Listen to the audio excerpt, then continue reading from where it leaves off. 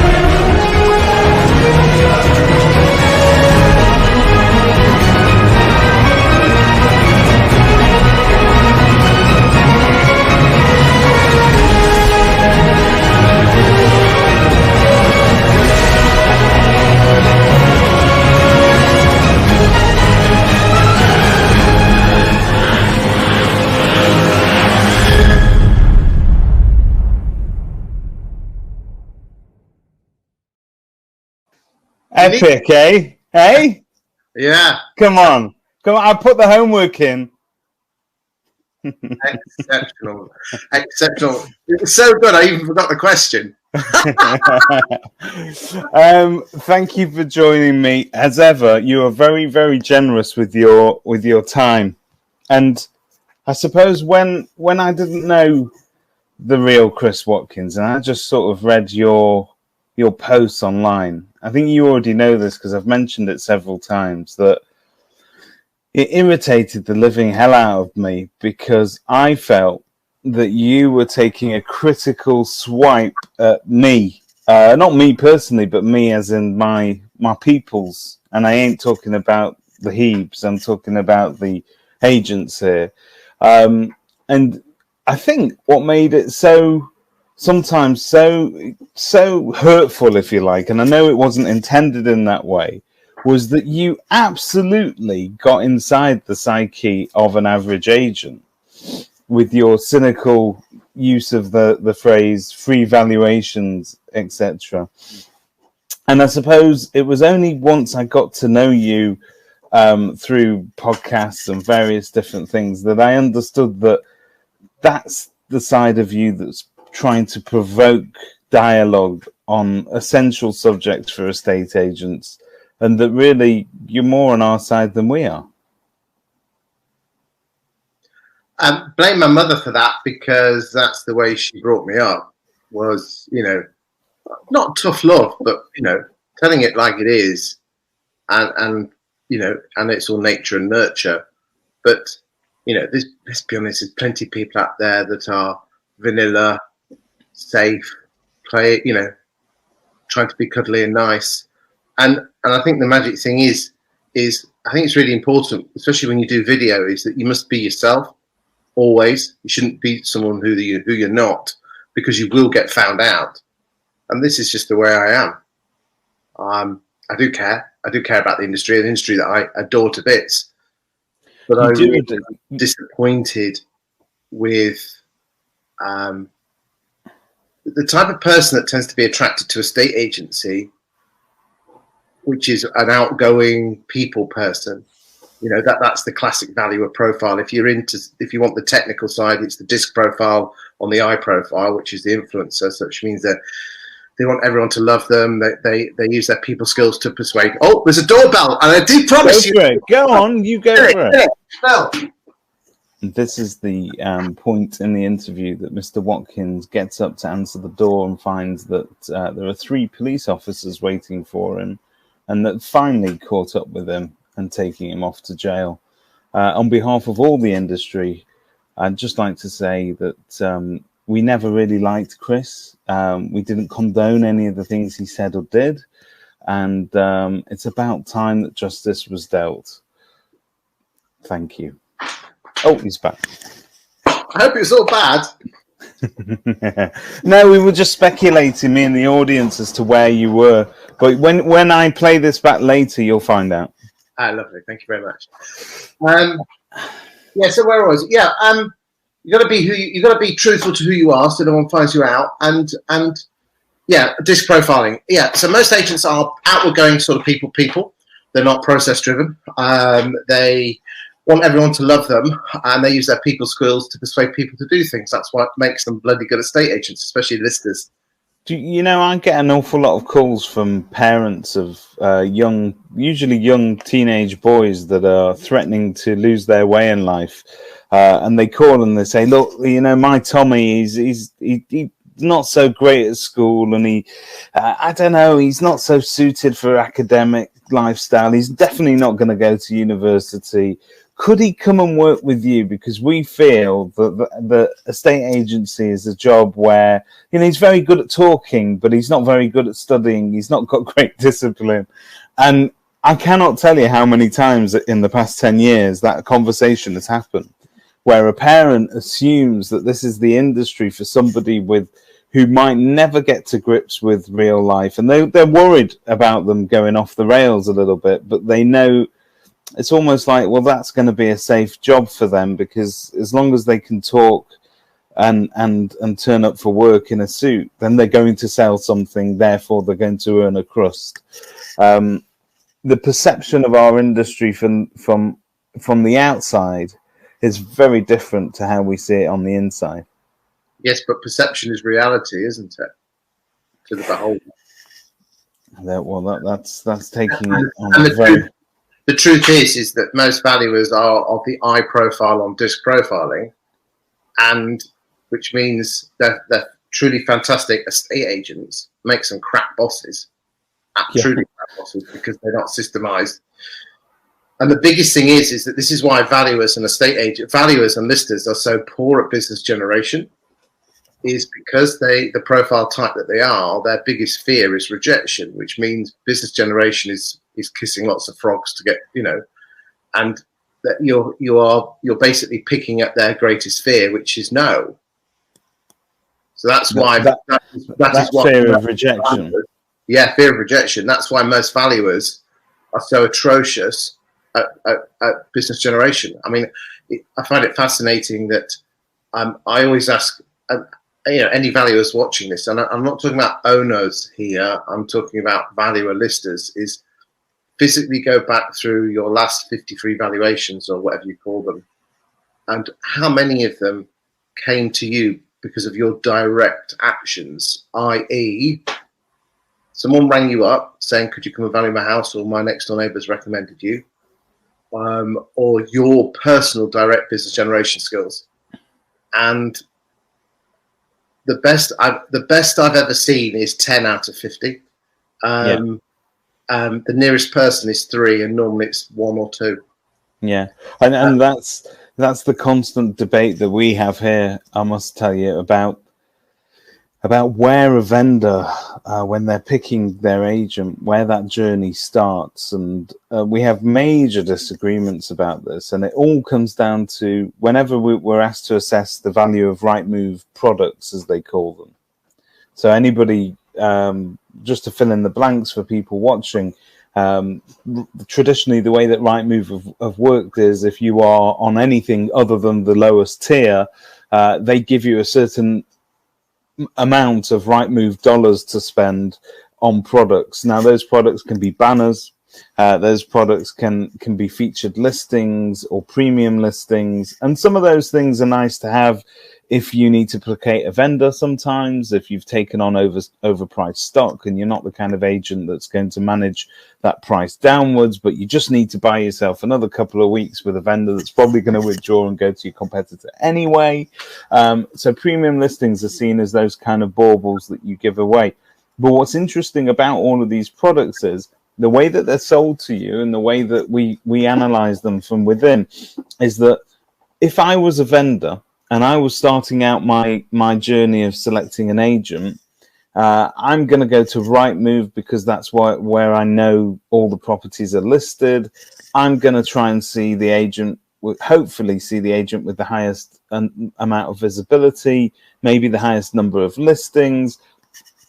You're shaking your head, and you and I share that opinion, by the way, Chris.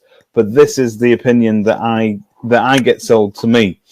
And so therefore that's where they're spotting you. But I must tell you, I go to pitch in people's living rooms pretty much every day of the week. And never once as somebody says, I've called you because I saw a featured listing at the top of Rightmove and you were the one. So I agree with that notion.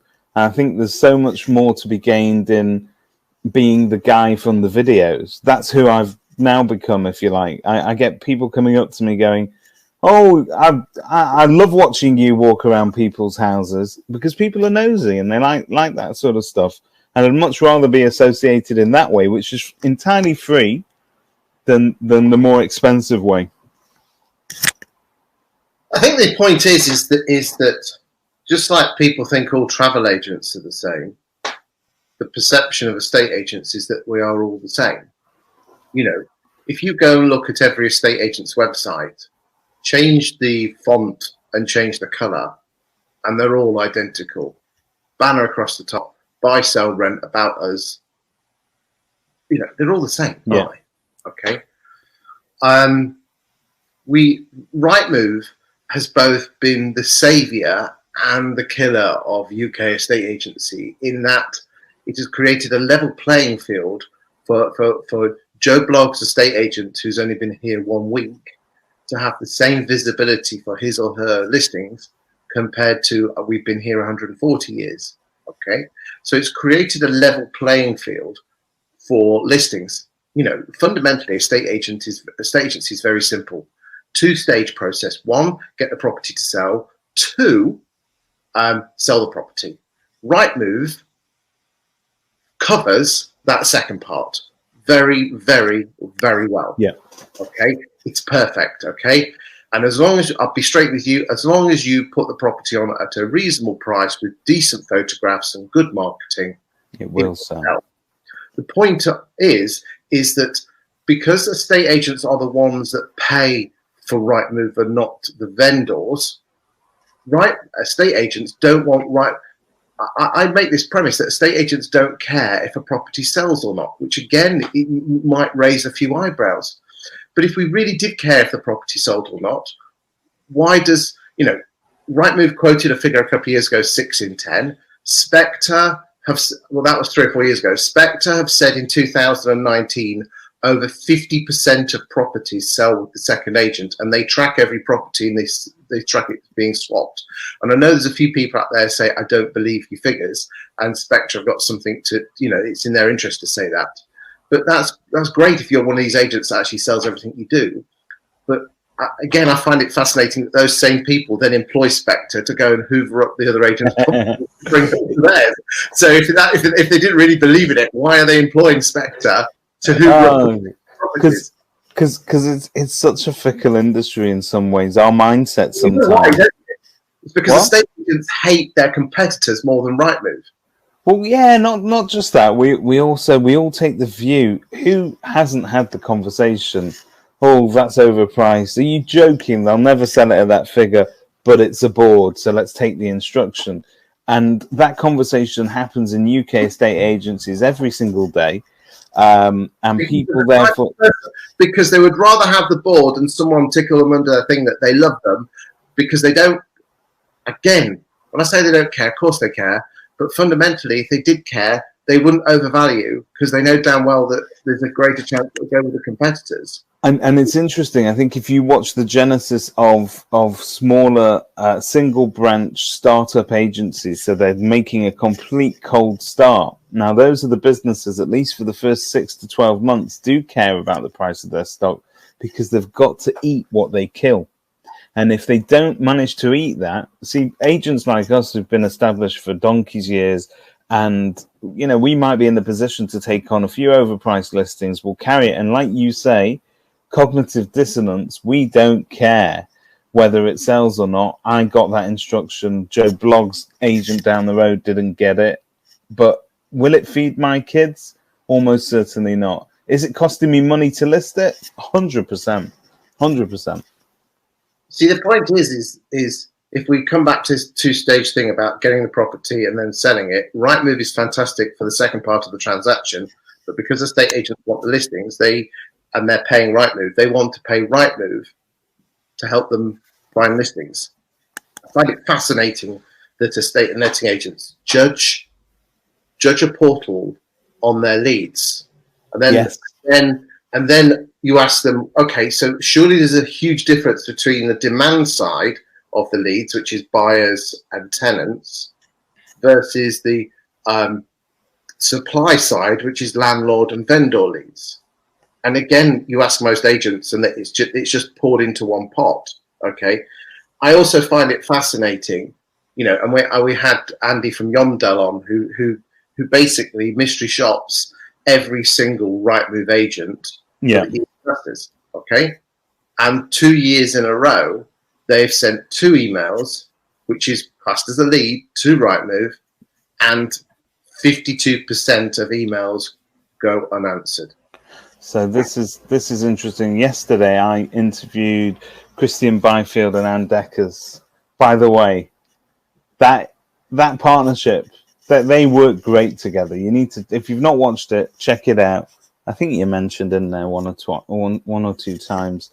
I like to try and mention you in all my work, Chris. You're the footnote at the end of my every page. But one of the things that we were talking about was something that Michael Nettleton had originally brought up. He agent response, fabulous, but he used the word dogma when it comes to the notion that agents are willing to let inquiries fall by the wayside and they're not responding to a sufficient percentage of inquiries. Now, Christian yesterday said, look, the truth is, behind the scenes, the reason why agents sometimes do get despondent about the leads that come in is that the quality of some of the leads that you're getting are so crap, let's face it, and some of them are so... When we're talking leads, are we talking demand leads? We're talking from buyers, and I'm talking from buyers, not sellers. I believe that if you... Demand, as in they want demand. They want to buy. Yeah, they want to buy your product, because I believe that if the way agents' heads work is if they get an email from Rightmove saying potential vendor, that phone gets picked up. They're on the phone and they say, "Hello, Mr. Potential Vendor." This is interesting. I interviewed the head chap of Caldwell, Bob Scarf, and he sent out over 200 requests, the free val requests. Yeah. Okay. And again, when Rightmove can sell up to 5 of those per location. Okay. And you've got to admit if you're number 3 or 4, the chances of you being called out for the free val are a lot less compared to being agent number 1. Correct. Yeah. Okay. Well, how many were called? What percentage will gave him a call within the hour? Oh, you're going to tell me something shocking like only 25%. Less than 25%. 5%. 17%. Wow. And I can't remember the number, so I'm not going to make it up. There was a good chunk that never even rang them back. Well, I wonder what that says about the industry, and I wonder what the reason for that is, and I wonder where the psychology behind that is, because... It's because bosses are running checkbook business generation. Because remember, bosses are more D-type on the disc profiling, which means that they can't be dealing with the minutiae of things. It's just too big picture. They're the sort of people who would rather write a check and get it sorted out. It's like Facebook advertising, okay? Yeah. Okay. I wanted to learn how to do Facebook advertising. So I paid for 1 hour's worth of training from Paul Long. Yeah. Okay? Right? And in that hour, he told me how to set up an account, how to do different types of stuff you can do, you know, whether it's drive people to a website or drive them to for them to put their mobile telephone number in. Okay. And I took that. Now, I don't sell Facebook advertising because I firmly believe that you should only sell stuff that you're fucking good at, and I'm not good at it. But what I did do is, I'm happy to declare this, I'm a Freemason, okay? Funny handshake club, yeah, we get dressed up, that sort of thing, okay. And we've been running a campaign for the last 2 months using the 1 hour's worth of training that I had from Paul Long to attract new members into our lodge.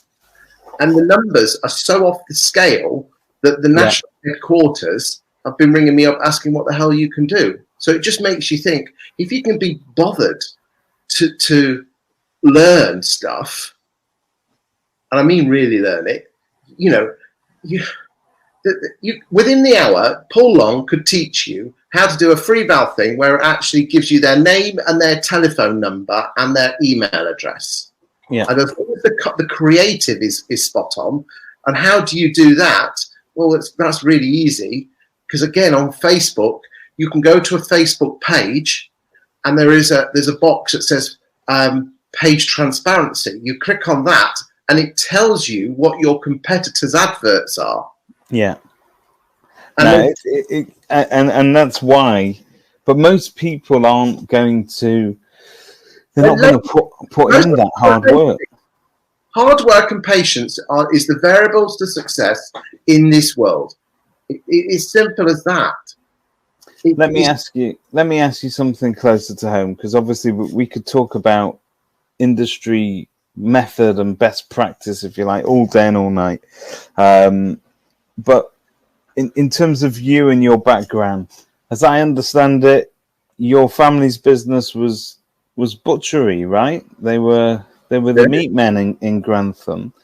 How did Chris become an estate agent? And then I want to talk to you about how you then didn't become an estate agent after that, and you decided to pivot a little bit.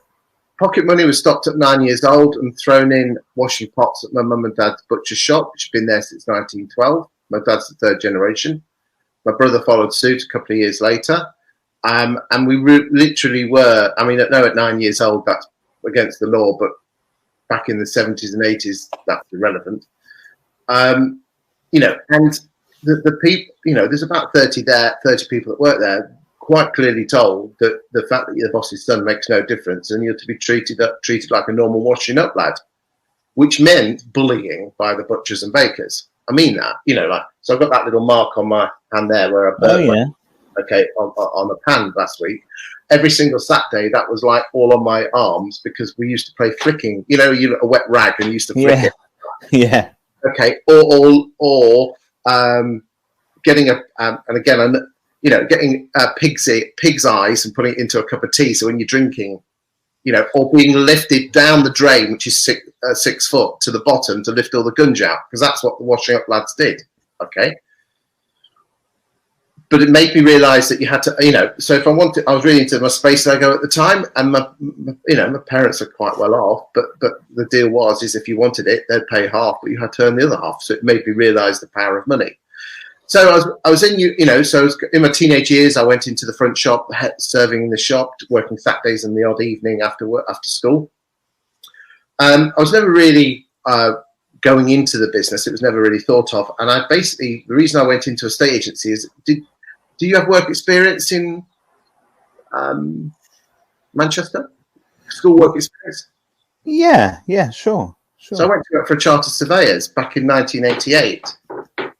Okay, and I thought it was brilliant, because you used to razz around the countryside doing full surveys, having cups of tea, and I thought, shit, this is a fantastic job. This is, you're walking around the countryside, look at a house, because I always kind of thought I might go into the RAF, but because I was in the RAF cadets, but never.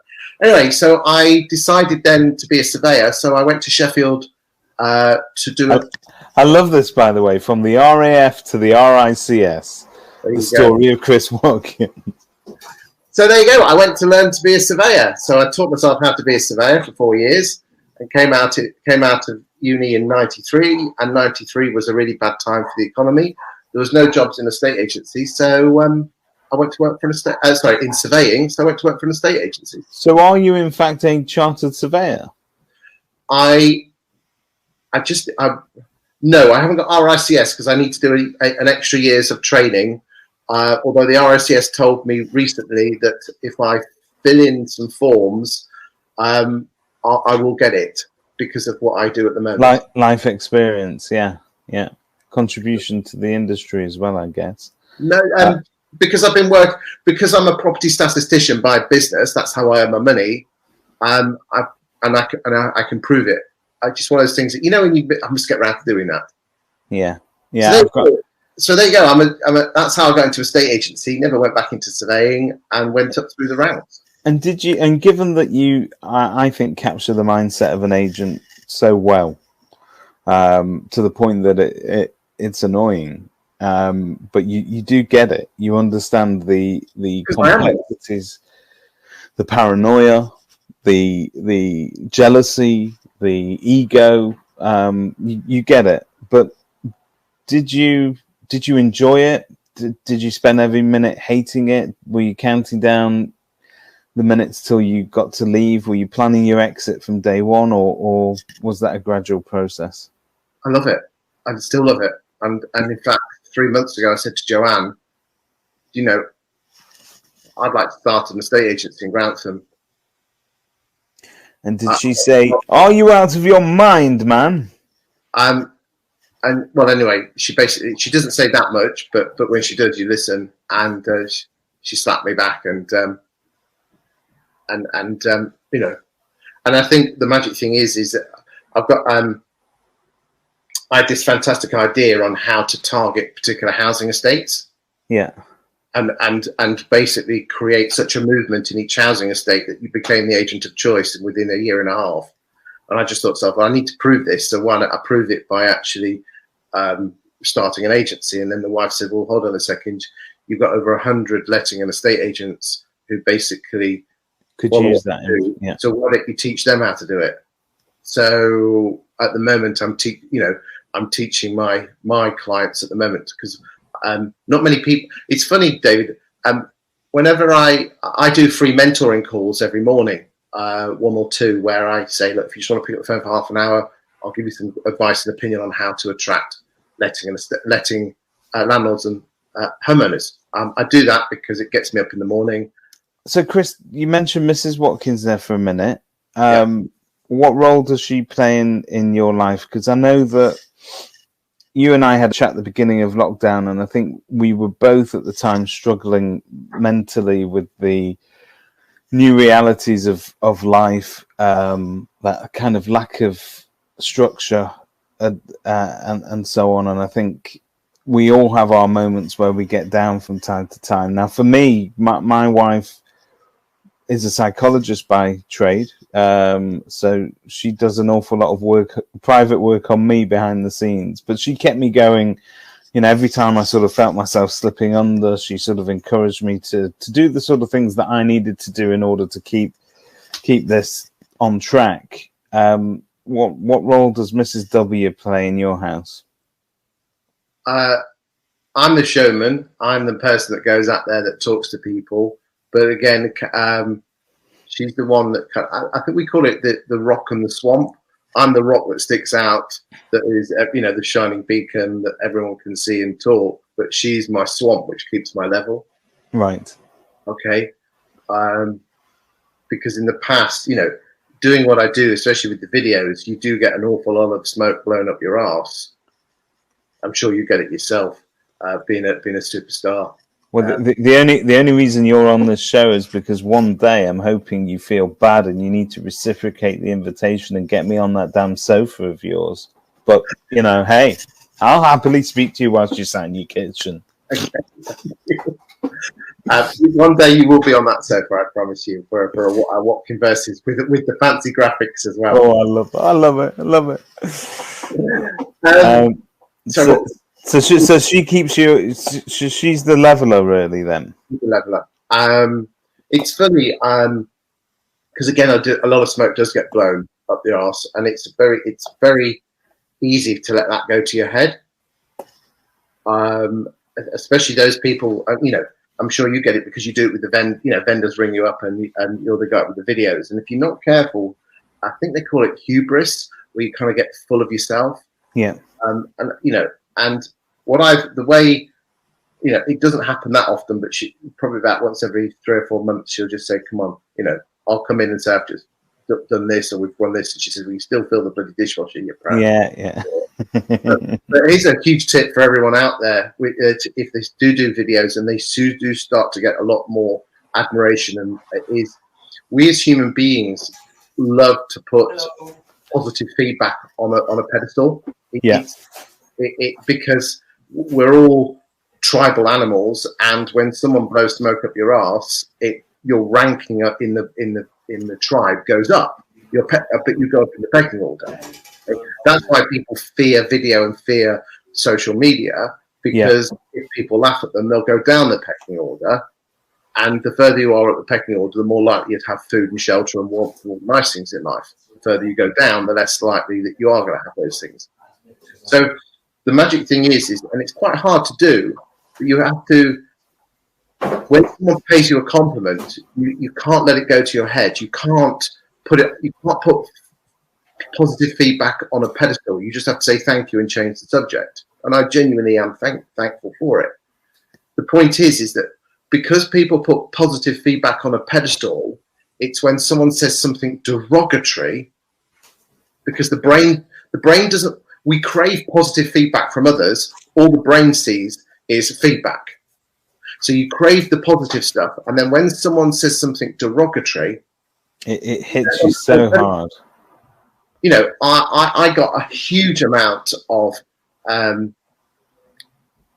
nasty comments when I joined the Agents Together charity because of the founders because of the money behind it are the Bruce brothers. Yeah. Okay. And, a lot of people came back and said that was awful. And I'll let you into a secret. I actually enjoyed it because it's quite nice to get a balanced approach. Okay. Because I take on board the positive stuff, but I also take on board the negative stuff, because the negative stuff, it could actually be right. Your involvement with that charity and Stephen Brown's involvement with that charity was the only thing, and you must take this as the biggest compliment, but it was the only thing that gave that charity to me validity. Because if you would have said to me, look, Bruce Brothers are starting a charity to focus on the well-being of agents, they care about agents' mental health, they care about supporting this industry, I would have said to you, and I would have probably been, I've drawn my conclusions from their business practices, and I must be honest with you, I do not believe that you can separate your business practice from who you are personally. So if you're a good and honest person, you should have a good and decent business running there. Some of the things that went on at Purple Bricks allegedly, and some of the things that went on at Purple Bricks that has been proven, to me, at best can be described as sharp business practice. And therefore, when they started that initiative, people like me who are terribly cynical anyway were extremely, and it was only the fact that I knew you. I mean, Simon actually said to me, let me just tell you this, that there's no chance Chris will let himself fall into the trap of being used as a patsy, if you like, as a poster boy for this sort of charity. And I know Stephen very well as well. And I know his character, and I know that he's not likely to sort of just sign up for the ego to tick a box. But it was very controversial. And I think agents should be forgiven for that sense of cynicism, given what came before. And Chris, the only other thing, and this is in no way a reflection on you, is that then obviously they reveal that they're launching a mega business later on. Now, to me, I actually don't care if people set up charities as a good PR move, as long as the charity does the work it was set up to do. I don't care. As long as it benefits people, they can set up as many charities as they want.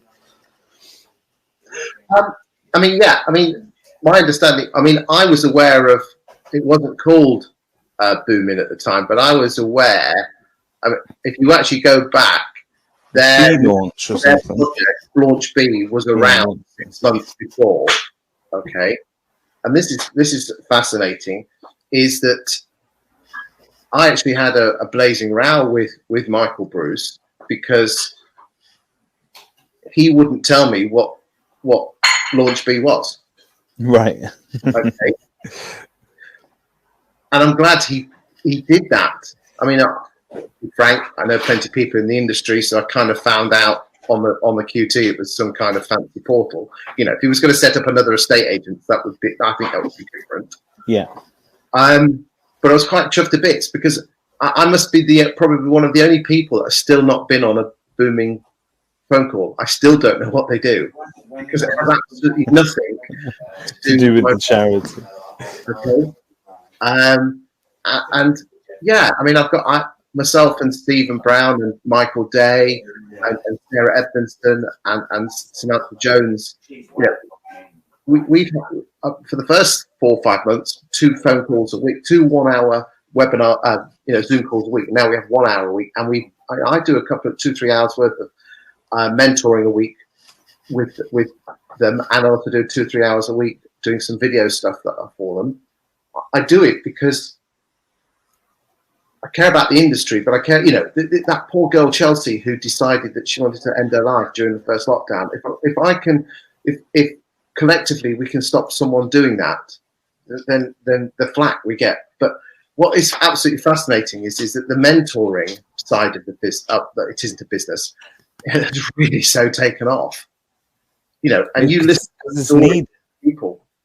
It's needed. Sometimes all that's needed is a phone call from somebody outside of your box to say, look, there's a lot of commonalities here that you're going through with everybody else, etc.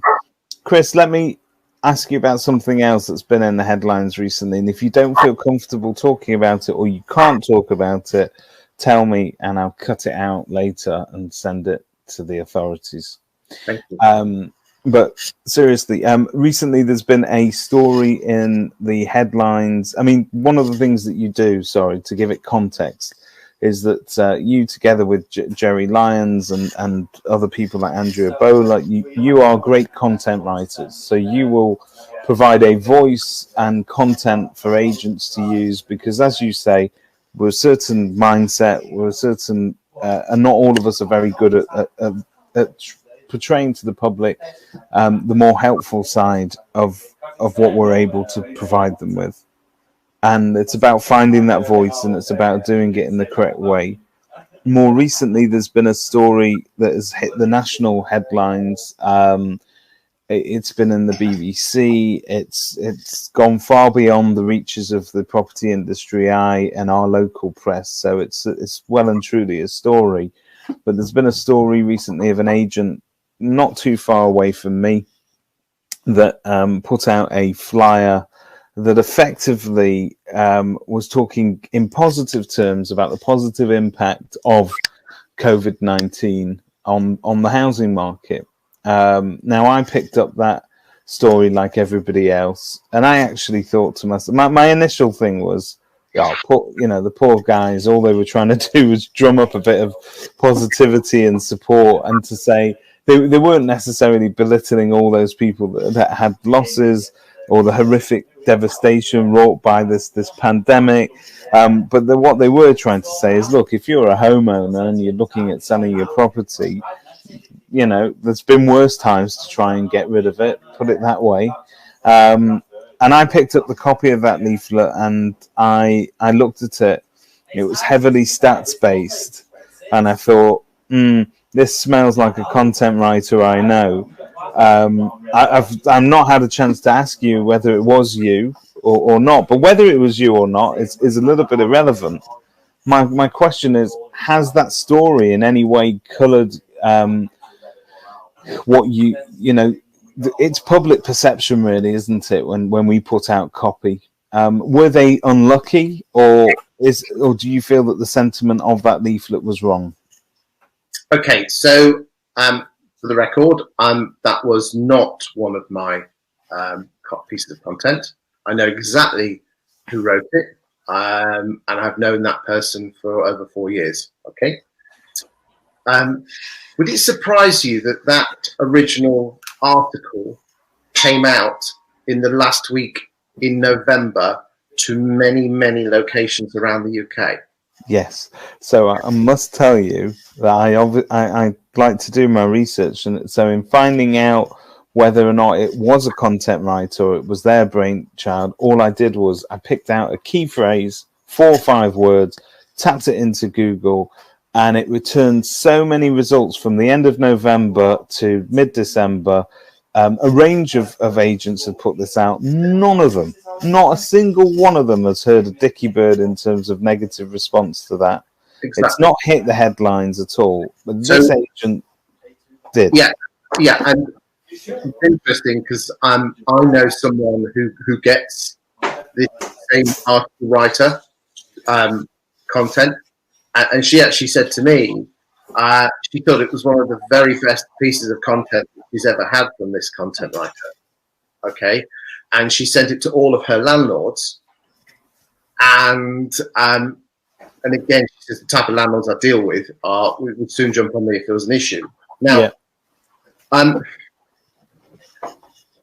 the title could have been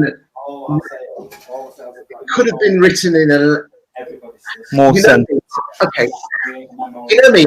I'm huge on my personally on the stuff I write to put on Facebook, not the stuff I write for my own clients. I enjoy a little bit of clickbait. Okay, now I think or as I prefer to call it, excellent headline reading. Okay? Yeah. You've got a good headline. Doesn't know how good the content is in it if you don't have a good headline. Okay, and if you go to journalism school, they teach you that the headline is more important than probably the content. Huge tip for all 2 estate agents that are watching this at the moment. Make sure I'm only putting your leg down. That's one more thing what Simon gets. Don't worry. You know what? I do this for my own perverse satisfaction. I do the Watkin sofas because I enjoy doing it just for the hell of it. I let you in on the secret.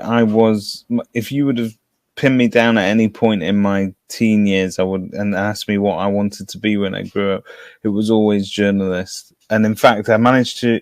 That's one of the jobs that I did at one point, and I loved it. But life is what happens when you're busy making other plans. Look, I think the magic thing is the reason I enjoy it, and I'm sure the reason is that I'm doing this because I'm having a good chat with my mate, the Mintzmeister, in Manchester. I couldn't give a shit whether anyone watches this or not. I'm just having a great chat with my friend. It's good that you don't care about that because, no. Do you know what? I'm glad to say it's been well received so far, so we'll carry on. So back to where you were. Okay. Yeah, so I think that the title, in hindsight, and let's be honest, hindsight is a beautiful thing. It's funny. The government's. I don't want to go down this rabbit hole too much, but there are certain political parties that are playing Captain Hindsight with regard to the COVID situation and what the government are doing, and it's very easy to play Captain Hindsight. Okay, it's foresight that you need, and again, there could have been probably better choice of title. Okay, because the actual article itself, because I bet you a pound to a penny, most people that have jumped on it haven't read the whole article. Okay, it's like hyenas or a fight, and then completely. They've just read the first few paragraphs. It's quite interesting that when I write my content, it goes through 4 filters before it gets to see anyone. Okay, firstly, it goes through to senior management. But what I also do is we have 3 ladies that work with us and for us, and I always ask them, from a cold point of view, is there anything here that raises an eyebrow? Correct. Yeah. Once I've done this one. So what I will say to you is I just think there is I just think it's like most things. It's an unfortunate title, which probably in hindsight could have been written in a slightly better way, and really. Okay. Follow-up question then, being even more cynical about it.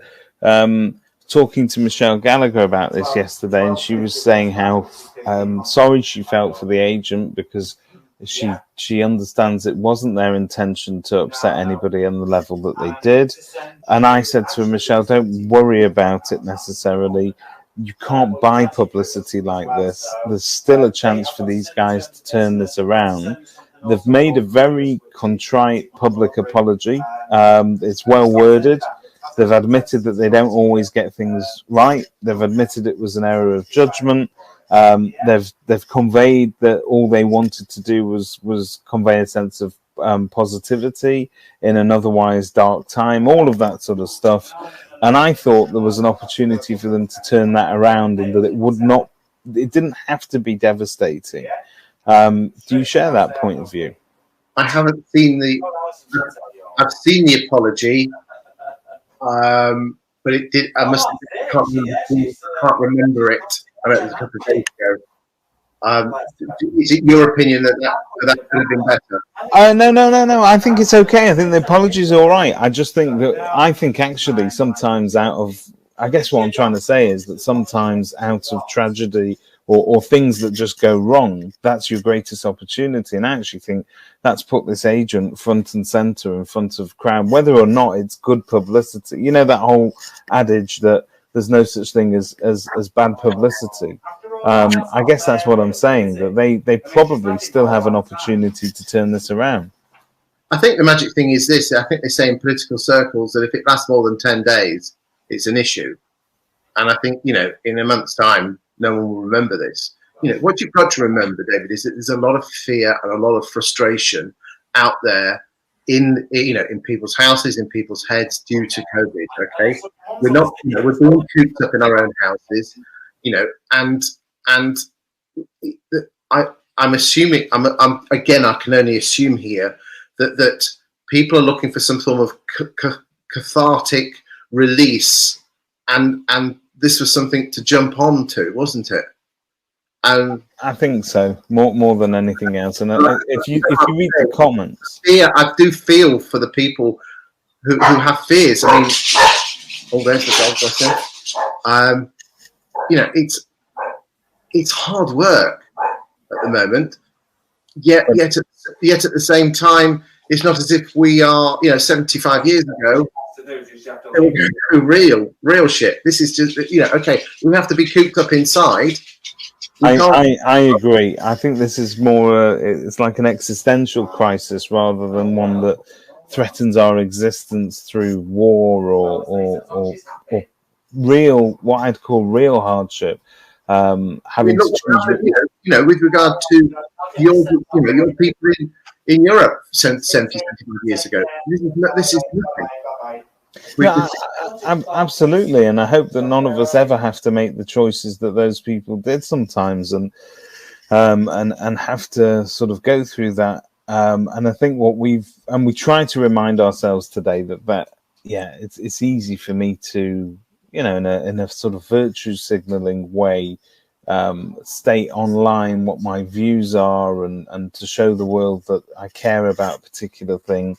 But let's face it, most of us, not all of us, we need to stay mindful of that, but most of us are going back to a warm house. We won't have empty bellies tonight, and that wasn't always the reality. No. People are fearful and frustrated, and they're going to the brilliant thing about social media is that we can do things like this. The awful thing about social media is that something which is probably misguided can blow up personally out of all proportion, but for someone else it could be in proportion. But we're all entitled to our own opinions. You have yours, I have mine.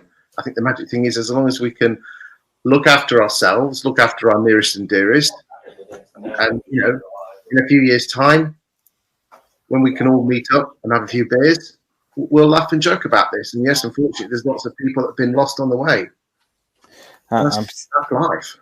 Absolutely. I'm mindful of your time, and so that means I'm going to leave to part two all the other big questions I was going to ask you, because I could talk to you for hours. But who in the industry in prop tech is really turning your head at the moment? Who do you think represent a decent product that really adds value to the users? And you can give me a few if you want. It's entirely up to you. For letting agents, I'm a huge fan of fixed flow. You'll never hear anyone call it. And again, I'm going to stress to you, get paid any of this. I just, when it comes to CRMs, the only thing that people complain about Repeat is the cost. Yeah. Customer service sometimes as well, if you're smaller. I've heard a few things about that is slipped this year, but okay, fundamentally the CRM. Yeah, okay, fair enough. Other stuff that what really does it? Okay, the agent response thing that Mike Nettleton did, that really flicked my switch. I'm getting a presentation of it in a couple of weeks' time. Sorry, I've had the presentation and I'm interviewing a few agents, but MovePal, which tags onto the back of ValPal, sounds very exciting. Okay. What does excite me for business generation is Mark Burgess's life cycle. It's not cheap. So he's got version 2 coming out now, I believe. Going to attach a CRM to life cycle. Now that is like a cult, and I did say the word cult. Yeah, I interviewed 7 or 8 of their agents, and they said they would rather drop Rightmove than they would rather drop a member of staff before they drop the life cycle. Should I tell you what else makes it cultish? It is the way that they in my opinion, and if they're listening, they're invited to explain it more in open terms. But there is a lot of cloak and dagger. There's a lot of secrecy behind what it is that it does. The videos are very vague. I watched one yesterday, which was very cinematic. It was full of, pumped up. Know what it does in layman's terms? I'd love to know what it does, but I think the way they handle it is, and the agents that use it don't really, I think because they love it so much, don't talk about what it does. And I think when you inquire to them as a possibly new customer, they're extremely guarded about it. Would you like to know in 60 seconds in layman's terms what it does? Go for it. Okay. So basically what you do is you completely upload the whole of your database into Lifecycle, and you upload all your Rightmove links and all your Facebook stuff into it. It then starts sending, you then chuck out your content out on your Rightmove listings, on your Facebook listings, and Facebook content and your email database. So you keep chucking stuff out, okay, like that, okay? And in each email and each code, everything it sends out, there's a little code on it, okay? Yeah. So let's just say, for argument's sake, someone sees your Facebook advert saying, so what part of Manchester are you again, David? Well, we're North Manchester, so say Prestwich or something like that. Therefore, let's just say you decided to put a top 10 top tips for Prestwich landlords, okay? Little booklet that you put out on a Facebook advert, okay? And what would normally happen is someone would normally click on that, and Facebook would put a little Facebook pixel on it, which would enable you to follow those around and retarget stuff. You're on with that one. So far, so good. Again, this is my understanding. Is that the life cycle system also puts a little tag on that person as well. Okay. What will happen is this, because with Facebook, the pixel, you don't know who that person is, do you? No, not at that point. No. Okay. And you're telling Facebook to keep chucking stuff at that person, but you still don't know who that person is. Now, what Lifecycle does is it puts its own little pixel on. So if in 2 years' time that landlord fills in a form on your website or to download the top 20 tips for Prestwich landlords, say, and the landlord then fills the details in, because life cycle's been following that person for 2 years, and they know that that landlord has been clicking on adverts about Section 8 versus Section 21 or rent arrears, on everything you've done about rent arrears, it now knows that because it's been following mystery person 1, 2, 3, X, Y, Z, when mystery person 1, 2, 3, X, Y, Z comes to the details, life cycle goes, you're the same person. So Mr. Smith from Poshville, Tennessee, is a landlord who's really interested. He's only been clicking for the last 2 years on rent arrears stuff, and then flags that up to the agent saying, there is a shit hot lead here of a landlord we've been following for 2 years, and what he's really interested in and what he watches is rent arrears. So that means the agent can pick the phone up saying, Mr. Landlord from Tennessee, I've got an issue with rent arrears. See, that's clever. Now, you've conveyed that to me in 60 seconds. Mark Burgess, if you're listening, get Chris Watkin to do you a 60-second explainer. It's done more for me than all the fancy adverts I've seen. Chris, I'm asking the wrong person this question. I ask everybody. You've very kindly given me an hour of your time. I normally ask them, if you could choose anybody within the industry, whose hour would you like? So an hour of whose time would you like? And you've had so many people on your sofa, and you've spoken to the best and the worst and the greatest. We saw you earlier sat with Her Majesty the Queen. So, I understand you've come a long way from the Queen to me. But so I'm going to expand the definition for you. Alive or dead, anybody out of time or history, whether it's in the industry or out of the industry, if you could have an hour with them, who would it be? My late grandfather. Oh. Who passed away when I was 10 or 11 years old. Because everybody says I take after him. I have the same disposition. I just like to get. It's interesting. Yesterday I asked the same question of Christian Byfield, and he never got to meet his grandparents, and the people that he chose to spend an hour with were also his grandparents. And I think a lot of what we do as adults is finding out who we are. And as you get older, your history, and particularly that of the generations that came before you, become more important to you, because you're searching for some sort of meaning and some sort of legacy that they've left you that perhaps runs through your life as well. And that's why we love those programs like Who Do You Think You Are? And Joanne loves those. And I honestly admit, I always seem to be in the lounge from there on as well, because I feel love. It's great telly. Chris, I'd just love to thank you again for pitching in and doing this. I'm definitely going to talk to you again, because there's a whole load of other stuff that I want to talk to you about. There's mindset stuff, because I think yesterday you put out a post about agents and money and their view of whether or not they're in it for the right reasons, and what they portray to the public. And I think there's a lot more to be said about it. But today, it's not the time, because you have got important stuff to do, and I know that. Thank you very much. We'll catch up with you soon.